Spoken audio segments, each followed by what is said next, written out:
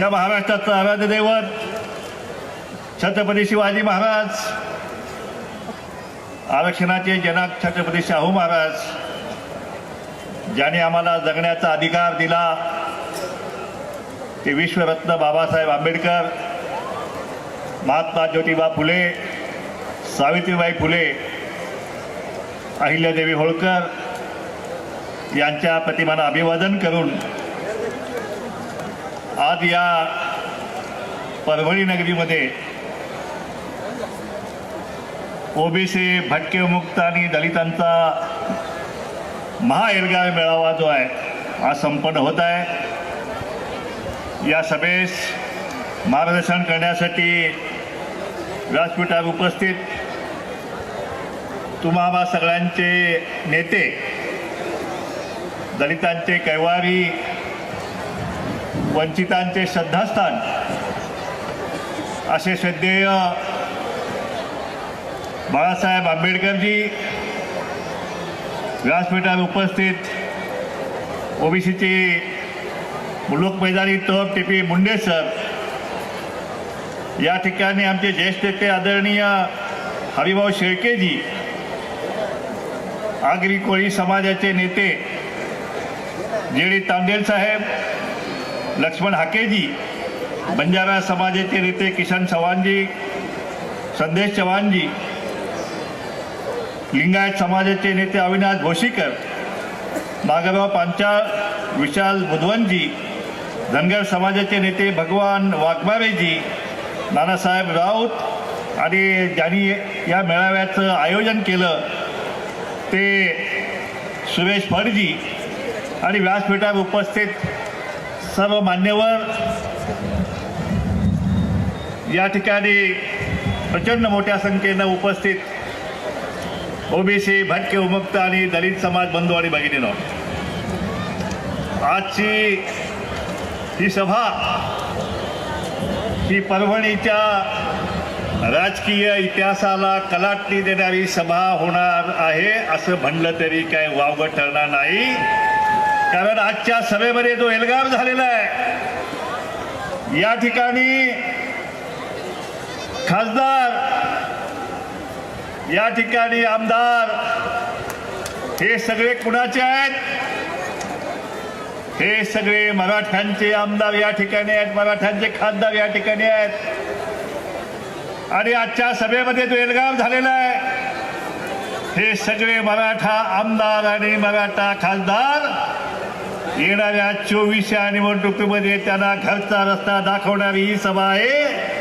त्यामुळं आजच्या सभेतून त्यांनी आता घरचा रस्ता धरायचा आहे आणि त्या ठिकाणी आता ओबीसी, बहुजन आणि दलित समाजाचे आमदार या ठिकाणी आता निवडून येणार आहेत आणि खासदार सुद्धा जो आहे तो या बहुजनांचाच खासदार या ठिकाणी निवडून येणार आहे। कारण मागे या ठिकाणी छगन भुजबळांना मराठा हे पाडल्याशिवाय राहणार नाही अशा आपण वल्गना ऐकल्या असतीलच। आम्ही ह्याला पाडू, आम्ही त्याला पाडू, आम्ही एकही ओबीसी आमदार आम्ही या ठिकाणी निवडून येऊ देणार नाही, अशा प्रकारच्या वल्गना गेल्या 3-4 महिन्यामध्ये या मराठा आरक्षणाच्या माध्यमातून केल्या गेल्या। प्रत्येक ठिकाणी जायला त्यावेळी पत्रकार विचारायचे, अहो अण्णा ते म्हणतात की भुजबळाला पाडू, भुजबळाला पाडू, ह्याला पाडू, त्याला पाडू। मी म्हणत थांबा, आता मी माझं उत्तर सांगतो। मी त्यांना सांगितलं की जर तुम्ही एक भुजबळ पाडाल तर तुमचे 160 मराठा हा महाराष्ट्रातला ओबीसी आणि दलित आणि भटका विमुक्त पाडल्याशिवाय राहणार नाही, अशी भीमगर्जना तुमच्या सगळ्यांच्या साक्षीनं आपण केली। आणि त्यांच्या पोटामध्ये गोळा उठला आणि त्याच्यामध्ये विधानसभेमध्ये चर्चा कोणी काढावी तर कोणतरी एक बच्चू आहे आणि एक कडू आहे। तो बच्चू पण आहे आणि कडू पण आहे, म्हणजे 160 आमदार पाडू। अरे तुम्ही पाडायची भाषा करणार त्यावेळी हे बच्चू गुडगा बसणार आणि आम्ही तुमचे पाडायची गोष्टी करतो त्यावेळी तुमच्या पोटात दुखणार, हे मुळीच चालणार नाही। हा आरक्षणाचा लढा मराठा न लावता आम्हाला 50% वरती वेगळा प्रवर्ग करून आम्हाला आरक्षण हवाय. ती मागणी योग्य होती. या महाराष्ट्रामध्ये गरीब मराठ्यांना न्याय मिळाला पाहिजे ही भूमिका आम्हीही मांडली, तुम्हीही मांडली, आंबेडकर साहेबांनी सुद्धा मांडली. की मराठा आरक्षणाला आम्ही विरोध केला नाही. परंतु ज्यावेळी सुप्रीम कोर्टामध्ये मराठा आरक्षण टिकलं नाही त्यानंतर मात्र या महाराष्ट्रातील मराठा समाजाने त्यांची मागणी बदलली आणि सांगितलं की आता आम्हाला ओबीसी मध्ये आरक्षण पाहिजे. गावी बाबा ओबीसीने तुमचं काय वाकड केलंय? तुमची केस सुप्रीम कोर्टामध्ये हारले त्यात ओबीसीचा काय दोष आहे? तुम्हाला गरिबी आणली त्यात ओबीसीचा काय दोष आहे? तुम्हाला ओबीसीने तर गरिबी आणली. मग ओबीसीच्या आरक्षणाचा तुम्ही त्यांचे 3-13 वाजव तुम्ही का निघालात? अरे कुणाचं आरक्षण तुम्ही मागताय? ज्या डोंबाव्याची मुलगी अजूनही जीव धोक्यात घालून त्या रस्सीवरती नाचत असते कोल्हाट्याची या ठिकाणी आपण बघितलं असेल की आता हे पोतराज अरे रक्त सांडल्याशिवाय त्यांना भाजी भाकर सुद्धा मिळत नाही. अशी अवस्था वडा दिवसभर घाम घालून त्या ठिकाणी दगड फोडल्याशिवाय त्याला घासभर त्याला भाकरी सुद्धा मिळत नाहीये. त्यांच्या मुलाबाळांचं भविष्य तुम्ही या आरक्षणाचं भविष्य तुम्ही हिसकावून पाहताय. अरे तुम्हाला सामाजिक न्यायाची काहीतरी चीट पाहिजे ना. त्या ठिकाणी शीतल साठेंचं एक गाणं आज ऐकवलं नाही की त्या ठिकाणी आमची लायकी असताना आमची लायकी काय तुमची लायकी काय. हे गाणं जर ऐकलं मनापासून ऐकलं तर डोळ्यातून अश्रूच्या धारा वाहतात. आणि अशा अवस्थेत असलेला गाव कसा गरीब समाज जो तुमच्याकडे भिक्षा मागतो त्याचं आरक्षण तुम्ही मागताय. काय चाललंय काय महाराष्ट्रामध्ये?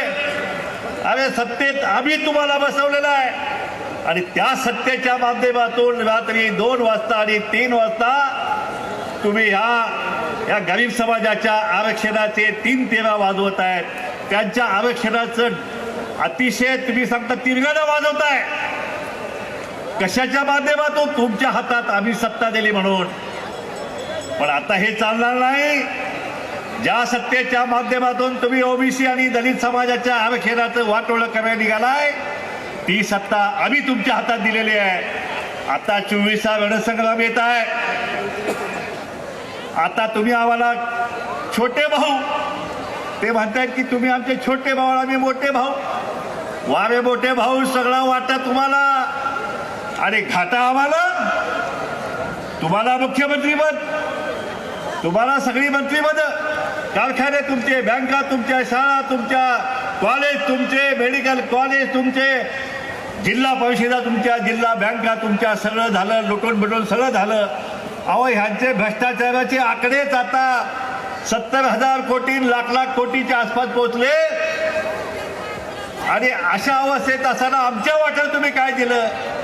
ऊसतोडी, हमाली, वेट बिगारी, वीटभट्टी, भिक्षा मागणे, हा घाटा जो आहे तुम्ही आम्हाला दिला. आता 24वा रणसंग्राम येत आहे. आता आमचा वाटा जो आहे तो आम्ही आता घेतल्याशिवाय राहणार नाही. आणि तुम्हाला घाटा जो आहे हा घाटा आता 24च्या निवडणुकीमध्ये तुम्हाला आम्ही देणार आहोत. या ठिकाणी बाळासाहेब आंबेडकरांची तोफ आमच्या सोबत आहे आता.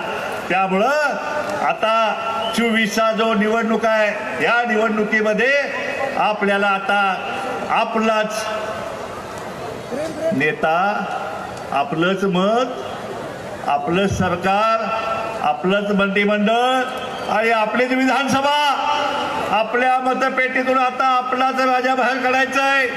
गेली 75 वर्षे जी चूक झालेली आहे ती चूक आता करायची नाही. अरे आपण 80% होता.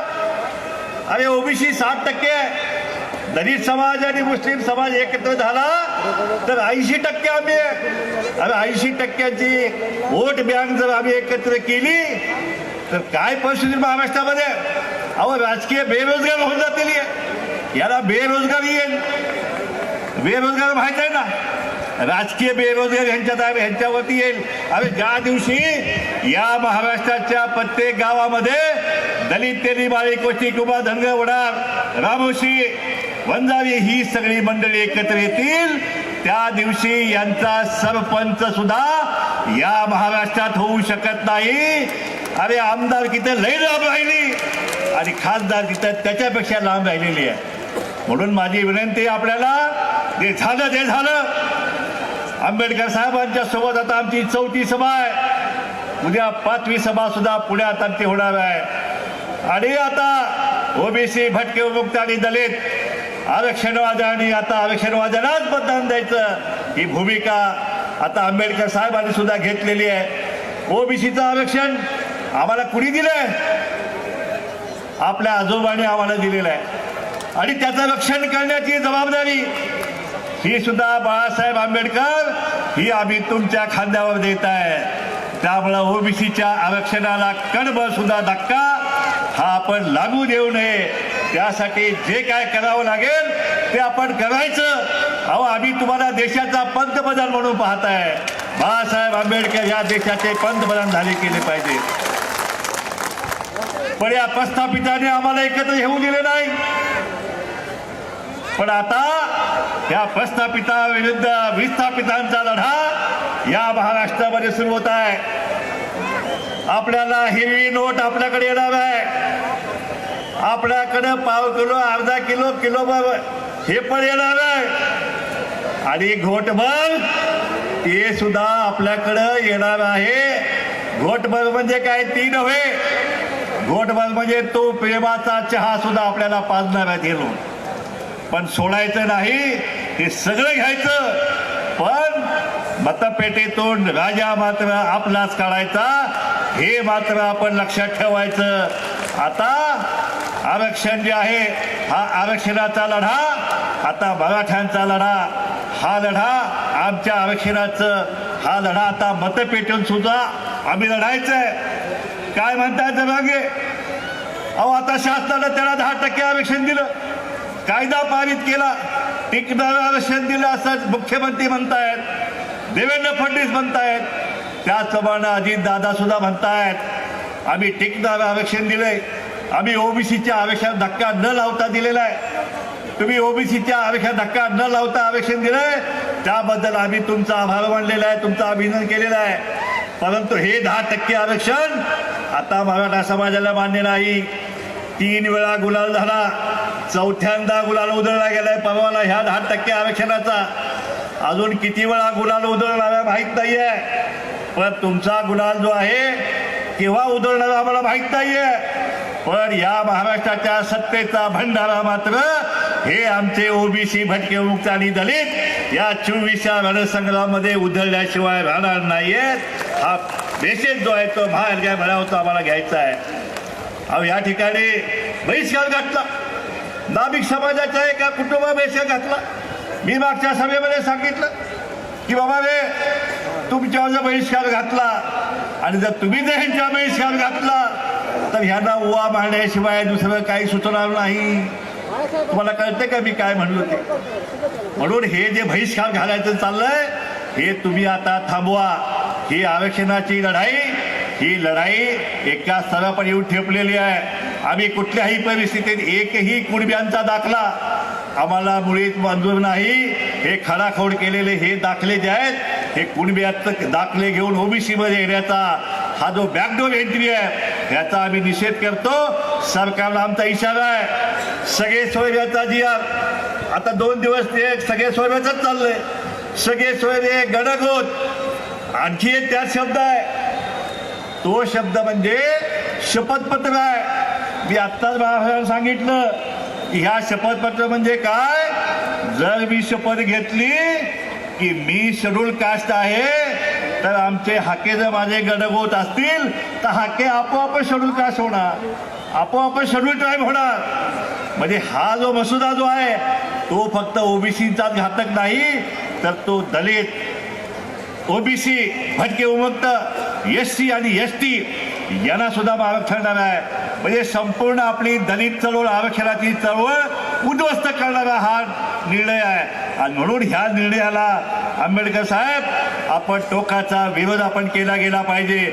सरकारला आमचा इशारा आहे आमच्या महागाई मेळाव्यातून, जर आपण सगळे सोयऱ्याचा GR काढायची हिंमत केली तर मग मात्र रस्त्यावरची लढाई आम्ही सुद्धा लढू शकतो आणि ही लढाई तुम्हाला भारी पडेल. आणि 24व्या रणसंग्राममध्ये तर तुम्हाला घरचा रस्ता दाखवण्याचा निर्णय तो तर आम्ही केलेलाच आहे. तुम्ही कितीही GR काढा, 24ला आमचा रणसंग्राम आला, या रणसंग्राममध्ये आमचं सरकार येणार आहे. प्रत्येक GR जो रात्री बेरात्री काढलेला आहे त्या GRच्या होळ्या करून तिरगण्या करून ते सगळे GR आम्ही विड्रॉ केल्याशिवाय आम्ही स्वस्थ बसणार नाही. म्हणून आजच्या मेळाव्यात आपल्याला एवढं सांगतो की आता ही वेळ जी आहे या 75 वर्षामध्ये पहिल्यांदा ही वेळ ठेपलेली आहे. बाळासाहेब आंबेडकरांना आमची विनंती आहे की गावागावामध्ये आपण एकत्र येऊया आणि पुन्हा हा महाएल्गार जो आहे हा सत्तेचा महाएल्गार आपण करूया. येणारी सत्ता जी आहे ती आपलीच असणार आहे. या देशाचे सगळे खासदार आपले असणार आहेत, आमदार आपले असणार आहेत. देशाचे पंतप्रधान जो आहे ते आमचे बाळासाहेब आंबेडकर असणार आहेत आणि महाराष्ट्राचा मुख्यमंत्री OBCच असणार आहे. हा संकल्प आपण करू, या ठिकाणी निघून जाऊया.